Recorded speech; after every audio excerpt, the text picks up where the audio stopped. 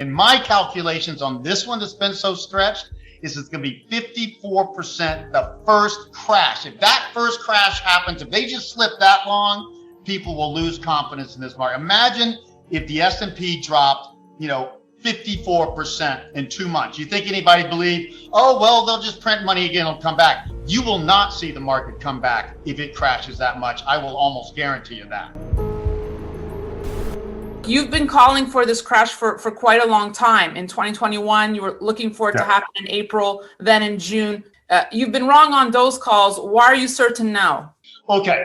It's as simple as this. We're in what I call the orgasmic phase of this bubble. It's just been building and building.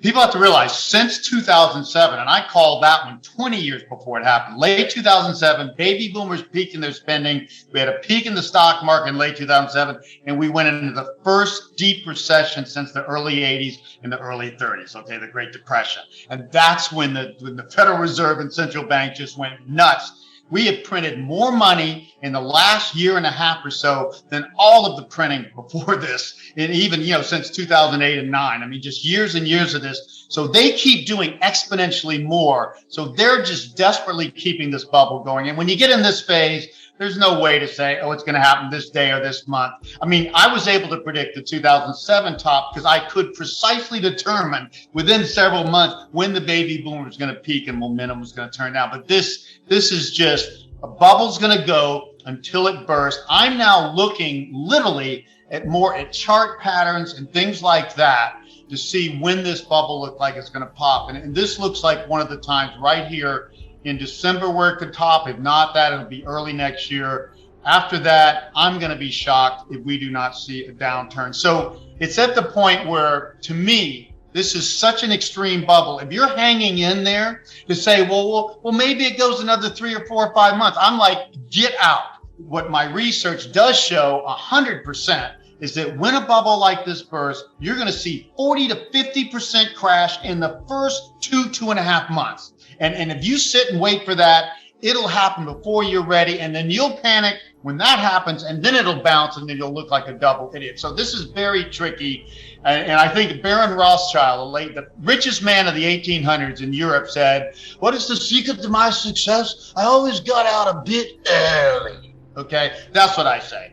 Be on the early side, and this is already way later than this thing should have gone. But the governments are exponentially selling more. Now, for the first time, with the economy only coming back in recent months, it was declining in the second, third quarter. Okay, after all that stimulus, it was declining. Well, it finally came back with this, recent stimulus. Okay, this has put them in a bind. They now have almost 7% inflation, and the next report's probably going to be higher in December. We're going to get that January 12th. And the economy has suddenly gotten strong. It was weak. Now, so they have to tighten. What I'm telling people, Danielle, when you have an economy that's now been stimulated for 12 years against fundamental demographics, against slowing even technology, all my cycles are slowing at this point, and most of them for years, it will not take much to prick this bubble. That's what I'm saying. So just them saying we're going to have to taper and just starting, they're already cutting $30 billion a month in buying bonds, and they're supposed to finish tapering that and then raise interest rates by March. You're going to get a top in here by early next year. I say it looks like it's happening now. That's all. But I cannot be accurate at this stage on it precisely. Okay.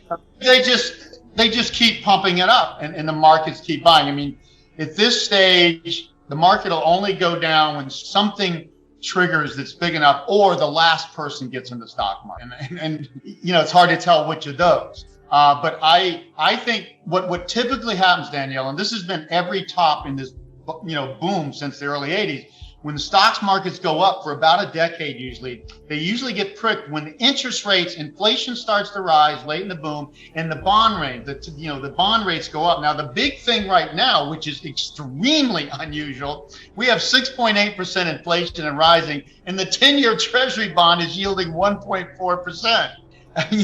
That's like a negative yield of 6-7%. So I think the Treasury bond if it keeps edging up, that could be the trigger, but we're just way beyond. You got to remember, there's a lag to everything. Monetary policy lags about 8 to now. It starts, but it lags about 18 months in its real effect. And so they've been forced to start to taper off. What I keep telling people, you got to understand addictions, you got to understand bubbles. They're both the same thing. Something blows up, it takes exponentially more to keep a bubble or an addiction going. And all it takes is just pulling back. You don't have to stop the stimulus, just less stimulus. And then no stimulus is all it takes at some point. So it's just a matter. And so now they're forced to get a little more tight. Well, if they're going to decide, if they pull back and immediately get easing quickly, it's going to look like they're panicking. So now that they're in a tightening mode slowly, it's going to take them a little while to respond and go the other way. And in that time, again, remember what I said at the beginning, 2 to 3 months, every major bubble burst has happened within 3 years, and it's been from 42% to 50%. And my calculations on this one that's been so stretched is it's going to be 54% the first crash. If that first crash happens, if they just slip that long, people will lose confidence in this market. Imagine if the S&P dropped, 54% in 2 months. You think anybody believe, oh, well, they'll just print money again, it'll come back. You will not see the market come back if it crashes that much. I will almost guarantee you that. Are there certain sectors that will be saved, or where do you see the ones getting hit hardest? Well, yeah. Obviously, it's the small caps the small caps are about, if they break 2,100, that's going to be my first signal. This really is a top. And we're about 50 points from that today, okay? A couple of percent.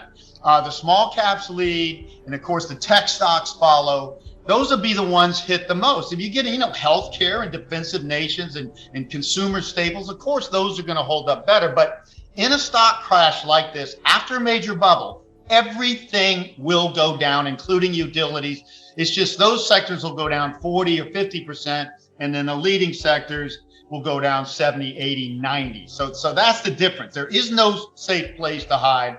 The only place to hide, which was proven in 2008, and it wasn't gold. Gold went down 40, 50% in the worst of that crash. It was the U.S. 10 and 30-year Treasury bonds and the U.S. dollar that bounced in that crash in late 2008 when it was at its worst. That was the safe haven. That's what I'm telling people to do. Get in Treasury bonds. I'd even wait here to let inflation get a little higher. Maybe wait until early January, then get in these Treasury bonds and just sit there. And whether the crash happens now or a couple months from now, when it does, it's going to come like a freight train. That's what history. We have the best inflation indicator in the world, workforce growth. No economist would think about that. Incorporating young people into the workforce takes investment in computers and trainings and offices, all this sort of stuff. That's the biggest correlated with inflation over time. Inflation has been falling since 1980, right with my indicator. It should be 2% today. And what's it at? 6.8. We'll call that 4.8% inflation created entirely out of the recent stimulus. So that's what the stimulus has done. As soon as we have a slowdown in the economy or they stop stimulating, I agree, inflation's going to fall off. We could be at peak now or soon, would be my guess, more like with Jim Brigham. But it's going to take a drop in the economy to stop. If the economy does not slow down, we do not have this downturn, then inflation is likely to edge up at least for a little while. So, but inflation's already up way more than it should be because of stimulus. So. And the stimulus is no longer escalating. They're looking at tapering it. So I say, yeah, we're probably near peak inflation, and it should go down to zero or negative. And then when we come out of this downturn, you are not going to see inflation over a couple percent for the rest of my lifetime. And most of the people listening to this almost guarantee it. Workforce growth is going to be damn near zero as we go into the future for the U.S. and Europe and Japan and the Eastern Asian countries developed are worse. So inflation is gone forever. Stagflation? Well, no. The 70s was stagflation because the baby boomers were ending the workforce. You have to remember, we weren't printing money in the 70s. We were running deficits, but governments are going to run deficits when costs are going up and you're having recessions. So from the late 60s to the early 80s, it was an inflationary, recessionary economy. That's called the summer season, okay, in my long-term thing. That's what you expect to happen. This is not that. This is temporary inflation that is not going to last past as soon as the economy slows down, and it's not going to come back when we get out of it. So you won't see inflation at 7% a couple years from now. Will not. Will a recession be triggered? Yeah, well, again, what tends to trigger recessions and stock market crashes after a really good boom like this is that inflation starts rising from overcapacity and overstimulation and all this stuff. And then that triggers, slowing the economy. That triggers stock markets to crash. And then that builds. And then that washes out inflation, brings high unemployment, lower spending, and that brings inflation down. Before we continue, help us clicking that YouTube like button and subscribe now to our channel. This shows the algorithm that you valued this information. And it helps us spread that message. Sharing is caring. And now, let's continue. Do you want to know one thing about crypto? I made over 3,000% in profit in a few weeks. Fact is, the traditional financial system, the traditional money system makes you poor, not rich. If you want to earn $500,000, $1 million, you have to wait until you're 50, 60, 70 in the traditional financial system, and you probably will still be broke. And you will be old. This is not a sexy combination, as you can imagine. But the question is, how can you start in crypto and make these profits? Where to invest? Where to start? My name is Gunnar and I'm from Germany, as you can hear, and things are a little bit different in Germany. More about that later on. Fact is, there are lots of different cryptocurrencies. It's a gigantic universe where beginners and professionals get easily lost. But there is light at the end of the tunnel. There are 7 key steps you need to follow to become successful in this market. You have to know them, and if you fail one of them, it's literally impossible to succeed in this market. Just an example, one of the key points is your exchange, and one of the biggest are, for example, Binance and Coinbase. These are trusted and well-established exchanges, but, and this is a big but, you won't find the super profitable coins on those exchanges. The unknown super profitable coins that get gigantic profits are not traded on those kind of exchanges. They are traded on much smaller insider platforms that are barely known. And I can tell you what those super secret exchanges are and why they are so profitable. And another super important thing are the right information sources. The point is, the internet is gigantic. There are hundreds and hundreds of YouTube channels, blogs, pages, and much, much more. And there are also market makers and influencers. For example, Elon Musk, he is not a crypto guy, but the moment he recommended Dogecoin, it went through the roof, to the moon, so to say. But why did he recommend it? Where did he hear it from? He didn't hear it from newspapers. And believe me, he is listening to someone. But you have to know who, and you have to react before he is reacting.